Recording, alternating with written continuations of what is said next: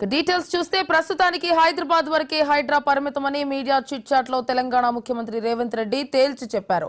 FTL buffer zone పార్కులు నాలాల కబ్జాలే తమ మొదటి ప్రాధాన్యమని స్పష్టం చేశారు.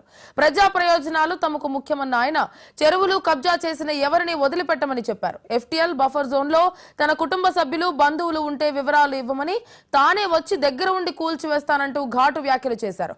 కేటీఆర్ ఫామ్ హౌస్ లీజ్ తీసుకున్న విషయం ఎన్నికల అఫిడవిట్ లో చూపించారా? చూపించకుంటే న్యాయ విచారణ ఎదుర్కోవాల్సి ఉంటుందని అన్నారు.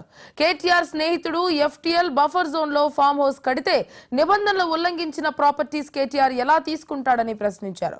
ప్రజాప్రతినిధులు ప్రజలకు ఆదర్శంగా ఉండాలని అన్నారు. మొదటగా తమ పార్టీకి చెందిన పల్లం రాజు ఫామ్ హౌస్ కూల్చినట్లు గుర్తు చేశారు. చెరువు సికం భూముల్లో నిర్మాణాలు చేపట్టదని రేవంత్ రెడ్డి అన్నారు. అయితే వ్యవసాయం చేసుకుంటే ఇబ్బంది లేదని అన్నారు.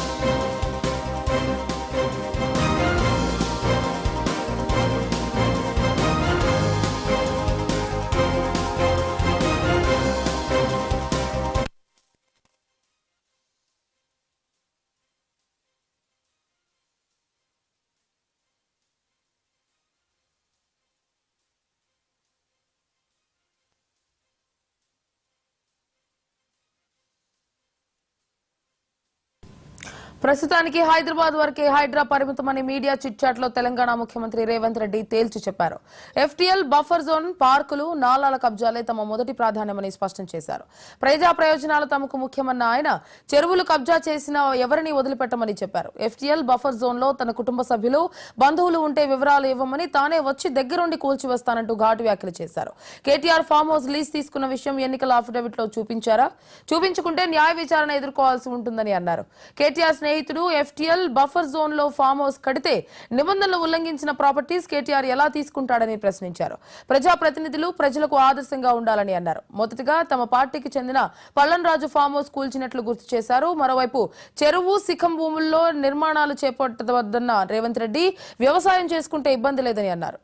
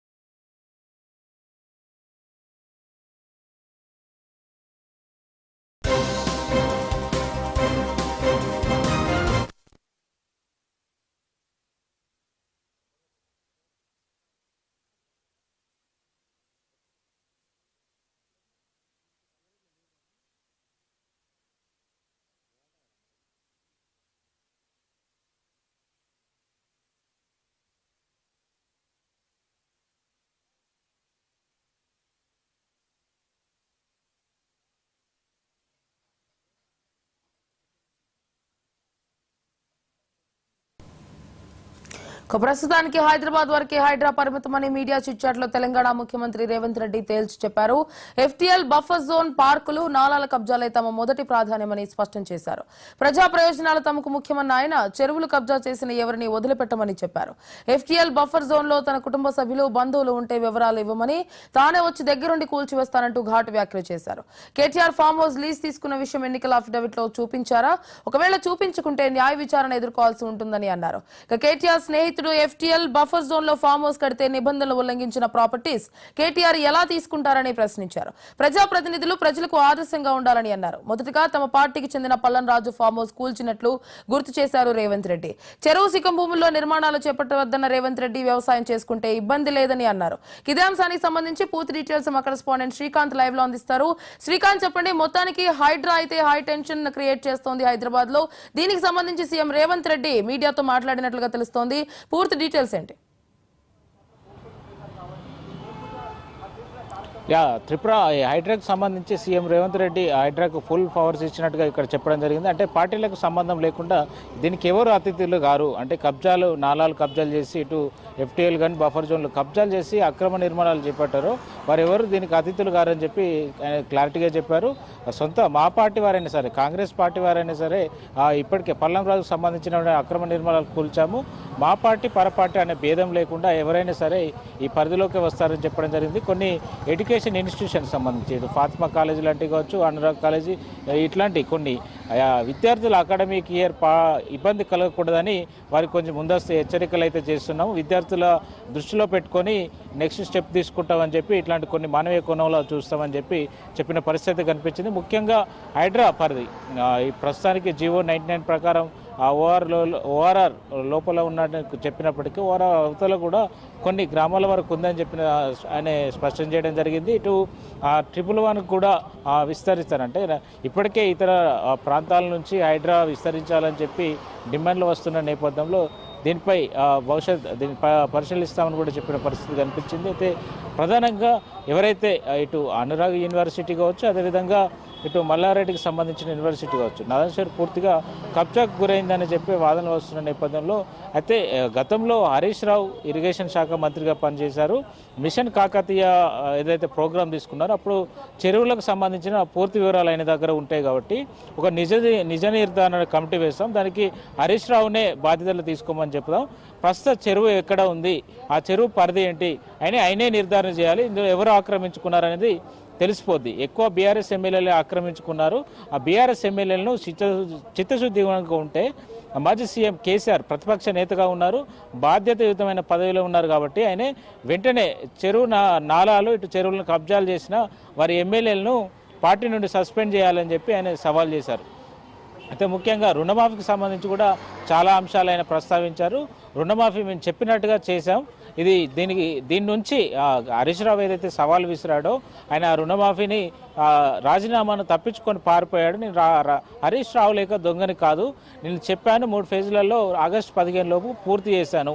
మొదట 1,00,000, తర్వాత 1,50,000, 2 లక్షల వరకు నేను హడావిడిగా అమెరికా పర్యటన ఉన్నా కానీ పెట్టుబడుల కోసం వెళ్ళినా కానీ నేను ఇచ్చిన కమిట్మెంట్ను పూర్తి చేయాల్సిందనే హడావిడిలో నేను వచ్చాను, ఖచ్చితంగా చేసి చూపించానని చెప్పి ఆయన చెప్పిన పరిస్థితి కనిపించింది.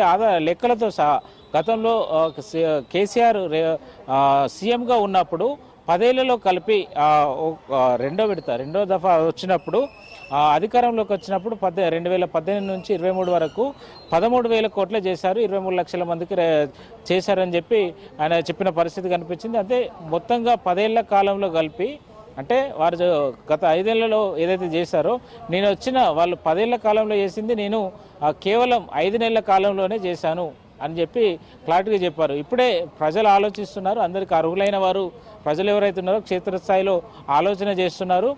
వారి వెంట రుణమాఫీ కాలేదని ఎవరైతే వస్తున్నారో వారంతా బీఆర్ఎస్ కార్యకర్తలు, కింది స్థాయి నాయకులు తప్ప ఎవరు లేరు, రైతులు నిజమైన రైతులు అని చెప్పి ఆయన కామెంట్ చేసిన పరిస్థితి కనిపిస్తుంది. అయితే ముఖ్యంగా రుణమాఫీ 2 లక్షల పైచులకు ఎవరైతే ఉంటారో వారు రైతులు ఉంటే వారు మిగతా అమౌంట్ పూర్తిగా రుణ విముక్తులు కావాలని చెప్పి రాష్ట్ర ప్రభుత్వం భావిస్తుంది. ఈ నేపథ్యంలో మిగతా అమౌంట్ 2 లక్షల పైచులకు ఏదైతే ఉంటుందో ఆ అమౌంట్ బ్యాంకులకు చెల్లిస్తే ఆ 2 లక్షల వరకు ఉన్న రైతులకు మేము అకౌంట్లో జమ చేస్తాం. ఎందుకంటే ప్రభుత్వం ఇప్పటికే 31,000 కోట్లకు గాను 18,000 కోట్లు ఆల్రెడీ ఆ రైతుల ఖాతాలోకి జమ చేశామని చెప్తుంది. దాదాపు 22 లక్షల పైచీలకు రైతుల ఖాతాలకు జమ చేశామని చెప్పి సీఎం రేవంత్ రెడ్డి ఇందాకనే క్లారిటీ ఇచ్చారు. మిగతా 8 లక్షల పైచీలకు 2 లక్షల రుణమాఫీ ఉన్న రైతులు ఉన్నారు, వారికి కూడా మాఫీ చేస్తామని చెప్పి చెప్పిన పరిస్థితి కనిపిస్తుంది. దానికి సంబంధించి మిగతా అమౌంట్ రైతులు పే చేయాలి, ఇమీడియట్లీ 2 లక్షల వరకు రుణమాఫీ చేస్తామని చెప్పారు. దీంతో పాటుగా ఇటు చెరువులు కబ్జాలు కావచ్చు, ఈ రుణమాఫీకి సంబంధించి కావచ్చు, ఇటు ఎమ్మెల్సీ కవిత బెయిల్ దాని మీద కూడా ఆయన ఆసక్తికర కామెంట్ చేశారు.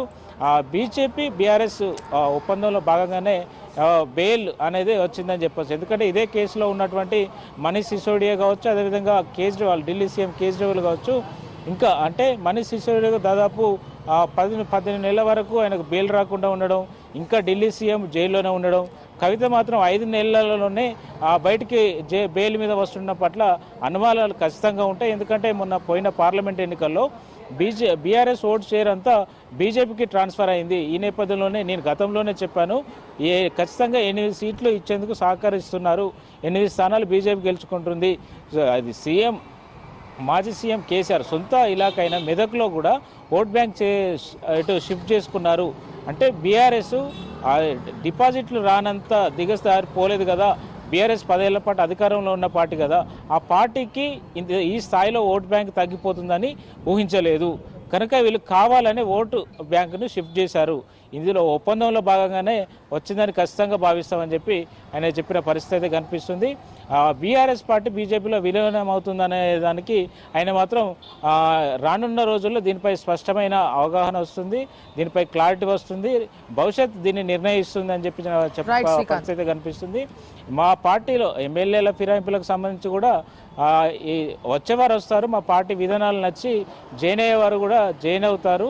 మేము ఎవరి మీద ఒత్తిడి లేదు, మా ప్రభుత్వం ఫుల్ కంఫర్ట్గా ఉంది, చేయాలనుకున్న పనులు చేస్తాం. చాలా డిమాండ్లు వస్తాయి, ఏది ప్రభుత్వం చేయాలనుకుంటుందో ప్రజల డిమాండ్ ఏది ఉంటుందో అది చేస్తామని చెప్పిన సీఎం చెప్పారు. Tripura. Right Srikanth, thank you.